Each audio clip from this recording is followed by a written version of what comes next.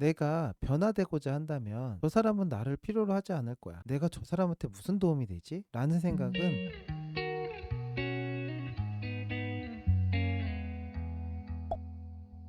한 친구가 사귀는 사람이랑 싸워서 울면서 찾아와요.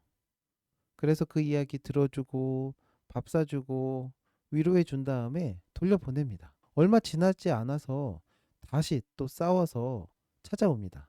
그래서 다시 이야기 들어주고 위로해주고 밥 사주고 커피 사줘서 또 달래서 보내요. 그런데 가만히 생각을 해보니까 이거 전 남자친구 이야기 아닌가? 라는 생각이 문득 듭니다. 그리고 싸웠던 그 친구도 왜 나는 이렇게 매번 비슷한 사람이랑 비슷한 문제로 이렇게 싸우는 거지? 라는 의문을 가지고 있을 수도 있습니다. 이렇게 혹시 내 주변의 친구들이 비슷하게 느껴지거나 연인과 비슷한 문제들로 반복해서 갈등이 있지는 않으신가요? 그러면 다음 내용을 한번 확인해 보시기를 추천드립니다. 상담실에는 관계 문제로 찾아오는 사람들이 많습니다. 그 사연을 들어보면 여러 사람들을 만나는데 비슷한 문제로 반복해서 갈등을 경험하는 경우도 있습니다.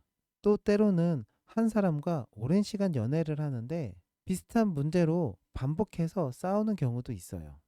이것처럼 왜 우리는 비슷한 사람들을 만나고 비슷한 문제들로 갈등을 경험하는 것일까요?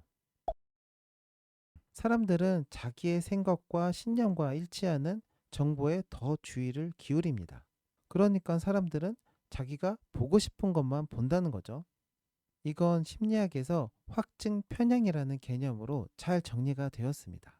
이러한 비슷한 경향성이 자기 이미지, 그러니까 자기 개념에도 나타나는데요.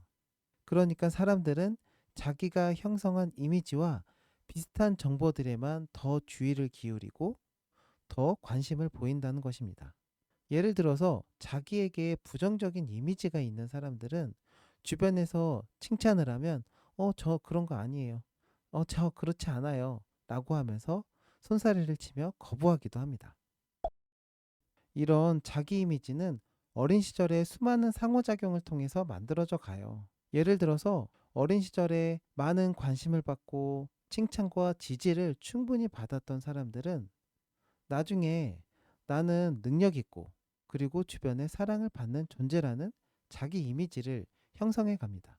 그런데 이와 다르게 맞벌이 가정에서 누군가 돌보는 사람 없이 혼자 지냈던 사람들, 작은 실수에도 엄한 처벌을 받았던 사람들은 내가 능력이 없고 주변에서 그렇게 사랑을 받지 못하는 존재라는 이미지를 형성할 수도 있습니다. 자, 그러면 이런 자기 이미지는 나에게 어떤 영향을 미칠까요? 우선 나는 사랑받는 존재고 내가 능력이 출중하다고 생각하는 사람이 있습니다. 이 사람은 자신감 있게 행동하고 그리고 새로운 기회가 있으면 언제든지 도전하고 활기차게 적극적으로 행동을 하게 되겠죠. 그러다가 분명 실패하는 경우도 있을 거예요. 그때 실패했을 때, 내가 왜 이러지? 하면서 다시 새로 도전하고 또 실패했을 때, 왜 이랬지? 하면서 다시 도전하고 그러다가 언젠가는 성공을 하게 되잖아요. 그러면 성공했을 때 역시 나야 라고 하면서 이전에 실패했던 것은 다 잊어버리고 내가 성공했던 것만 기억에 남는 거죠. 그렇게 나는 능력 있고 그리고 사랑받는 존재라는 것을 점점 확증해 갑니다. 이와는 반대로 나는 사랑받는 존재가 아니고 능력이 없다고 생각하는 사람들은 항상 뒤에 물러나 있고 그리고 소극적으로 행동할 수도 있어요. 이건 제 이야기인데요. 대학 다닐 때 저는 항상 뒷자리에 앉았어요. 늦어서 뒷자리에 앉은 게 아니고 가장 먼저 가는데 뒤를 맡아서 앉은 거죠. 그때는 학점이 중요했던 시기여서 누구도 앞에 앉으려고 경쟁을 하는 시기였어요. 그래야지 조금이라도 점수를 더 받을 수 있는 거잖아요. 그런데도 굳이 뒤에 앉았습니다. 그리고 초등학교 때는 이런 생각을 하기도 했어요. 수학 문제를 풀다가 제가 아는 문제가 나와서 굉장히 반가웠거든요. 그래서 수학 문제를 이렇게 풀려고 했는데 문득 이런 생각이 드는 거예요. 내가 이렇게 잘 풀면 선생님이 컨닝했다고 의심할 것 같은데? 라는 생각을 했습니다. 이런 생각을 했던 게 지금도 기억에 남는데요. 나는 환영받지 못하는 사람이야 라는 자기 이미지가 있으니까 맨 뒤에 가서 앉아 있었던 거고, 그리고 나는 공부를 못해 라고 생각을 하니까 내가 문제를 잘 풀거나 시험 성적이 좋으면 선생님이 의심할 거야 라고 예상을 했던 거죠. 이렇게 자기 이미지에 맞게 상황을 선택하고 다른 사람의 반응을 예상해요. 그러다 보니까 소극적인 사람들은 더 소극적으로 행동하게 되고, 그리고 자신감 있는 사람들은 더 자신감 있게 되는 거죠. 그래서 어린 시절에 형성됐던 자기 이미지가 점점 더 굳어지고 고착화되는 거예요. 이제부터 이와 관련된 사연을 하나 소개해 드리려고 합니다. 안녕하세요. 남자친구와의 문제로 고민 사연을 보내요. 남자친구를 처음 만났을 때 자신감이 넘쳐 보였고 적극적으로 다가와서 금세 연인 관계로 발전을 했어요. 그런데 시간이 지나면서 그의 이기적이고 자기중심적인 성향이 점점 드러났습니다. 제 마음은 생각하지도 않고 늘 자신의 욕구를 주장했어요. 저는 어렸을 때 그랬던 것처럼 그를 만족시키려고 희생하며 노력했어요. 하지만 그의 요구는 끝이 없었고 이제는 너무 지쳤습니다. 내가 누구인지조차 잃어버린 것 같아요. 이제 이 관계에서 벗어나고 싶지만 그를 실망시킬 것 같아서 말하기 두려워요. 어렸을 때도 항상 엄마와 아빠의 눈치를 보면서 살았어요. 아빠는 저에게 무관심했고 엄마는 모든 불만을 저에게 쏟아냈어요. 이 관계에서 벗어나 제 삶을 되찾고 싶지만 제가 무엇을 원하는지 그리고 어떻게 해야 할지 모르겠어요. 이 관계에서 벗어나 자신을 찾는 방법을 알려주세요. 일방적인 관계에서 벗어나 본연의 자신을 찾고 싶어 하시는 분의 사연인데요. 요구적인 부모 밑에서 억압받으면서 사셨던 분들은 자기 이미지로 누군가한테 도움이 되는 사람, 그러니까 누군가의 필요를 채워줘야만 하는 사람이라는 자기 이미지를 가지고 있을 수도 있어요. 나에게 필요를 채워달라고 요청하는 사람들에게 더 주의를 기울이게 되겠죠. 그렇게 되면 이 사연과 같이 일방적인 관계, 그러니까 그 사람이 요구하고 나는 그것을 들어주는 이러한 관계 속에서만 있다 보니까 다른 방식으로 소통하는 것은 잘 모르시는 것 같아요. 자, 그러면 어떻게 이런 관계에서 벗어나서 새로운 관계, 그러니까 진정한 나를 찾을 수 있을까요? 이와 비슷한 고민에 대해서 상담실에서 진행하는 방법을 간략하게 정리해서 소개해 드릴게요. 우선 첫 번째는 이 관계 패턴을 이해하는 거예요. 그러니까 이 사례에서처럼 남자친구와의 관계에서 고통받고 있는데 이 관계가 혹시 아빠의 관계에서 혹은 엄마의 관계에서 혹은 친구나 이전의 연인들과의 관계에서 반복되고 있는지 한번 점검해 보는 거예요. 이런 관계들 속에서 내가 어떤 역할을 하고 있는지, 그리고 그들은 어떤 방식으로 나에게 요구하는지를 분석하는 거죠.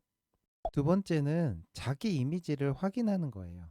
만약에 관계 패턴을 반복하고 있다면 그 관계들 속에서 나는 어떤 역할을 해야 되는지 생각해 보는 거예요. 그러니까 이 사례에서는 다른 사람이 필요하면 그 필요를 충족시켜 줘야 되는 존재라고 생각을 하는 것 같아요. 그리고 때로는 내가 출중한 능력을 발휘해야 된다고 생각하는 사람들도 있어요. 그리고 또 어떤 사람들은 다른 사람을 즐겁게 해줘야 되는, 그러니까 다른 사람을 웃겨야 된다고 생각하는 사람들도 있어요. 그것처럼 내가 반복되는 패턴이 있다면 그 패턴들 속에서 어떤 역할을 하는지 이해하는 거예요. 세 번째는 건강한 관계를 찾아가는 거예요. 만약에 내가 누군가의 필요를 충족시켜 줘야 되는 사람이라고 생각한다면 누군가 나를 필요로 하는 사람, 그러니까 뭐가 부족하거나 나에게 요구하는 사람에게 더 주의를 기울일 수도 있어요. 그것을 인식하고 건강한 관계를 맺을 수 있는 사람, 그러니까 여유 있고 나를 이해해 줄 수 있는 사람에게는 별로 주의가 가지 않을 수 있다는 것을 인식하는 거예요. 그래서 주의를 더 넓혀서 이렇게 여유 있고 누군가를 배려하고 공감할 수 있는 사람을 더 찾아보는 거죠. 근데 여기에서 주의할 사항이 있어요. 내가 누군가에게 필요가 되는 사람이라고 생각하는 사람들은 여유가 있고 그리고 건강한 사람들과 만나게 되면 저 사람은 나를 별로 필요로 하지 않을 거야, 저 사람은 나를 별로 원하지 않을 거야 라고 하면서 그 관계에서 더 가까워지기가 힘들 수도 있어요. 그럴 때는 생각을 바꿔볼 필요도 있어요. 누군가와 만나는데 내가 꼭 그 사람에게 도움이 되어야 되나요? 뭐 도움이 되면 좋겠지만 그것은 필요할 때일 뿐이고, 그렇지 않으면 함께 있고 같이 이야기를 나누고 경험을 공유하는 게 좋은 관계잖아요. 내가 누군가에게 꼭 필요로 하는 존재가 되어야 한다는 그런 의무감에서 벗어날 필요가 있다는 거예요. 네 번째는 주위 사람들의 저항을 견디는 거예요. 내가 만약에 주위 사람들에게 필요로 하는 존재가 되어야 한다는 역할을 오랜 시간 수행을 해왔다고 생각해 볼게요. 그러면 내 주변에 있는 사람들은 모두 나에게 희생을 하는 사람, 그리고 내가 필요로 할 때 찾는 사람일 수도 있잖아요. 그런데 이제는 달라져서 그런 역할을 수행하지 않으면 다른 사람들은 쟤 변했다, 이렇게 오해할 수도 있어요. 그러면 대부분은 이해하고 넘어갈 수도 있지만, 또 때로는 강렬한 저항에 부딪힐 수도 있어요.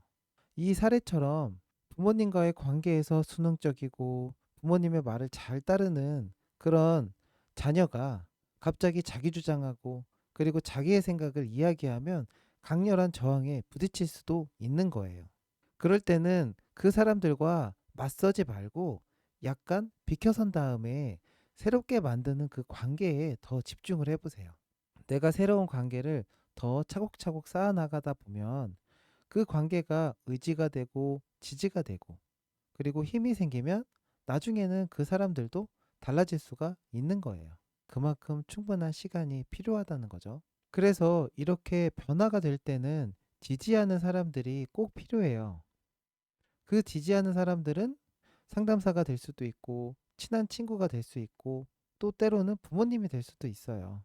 그것처럼 내 주변에서 내가 변화됐을 때 나를 지지해 줄 수 있는 사람들과 함께하는 게 필요해요. 내가 변화되고자 한다면 저 사람은 나를 필요로 하지 않을 거야, 내가 저 사람한테 무슨 도움이 되지? 라는 생각은 저 멀리 던져버리고 새로운 사람을 찾아서 저 사람은 어떤 거에 관심이 있을까? 나는 무엇을 좋아하지? 그렇게 그 사람과 경험을 나누면서 한번 새로운 관계를 맺어가시기를 바래요. 그럼 오늘은 이것으로 마무리하도록 하겠습니다. 감사합니다. 마음 건강에 대해서 더 알고 싶다면 좋아요와 구독, 알림 설정 부탁드립니다. 감사합니다.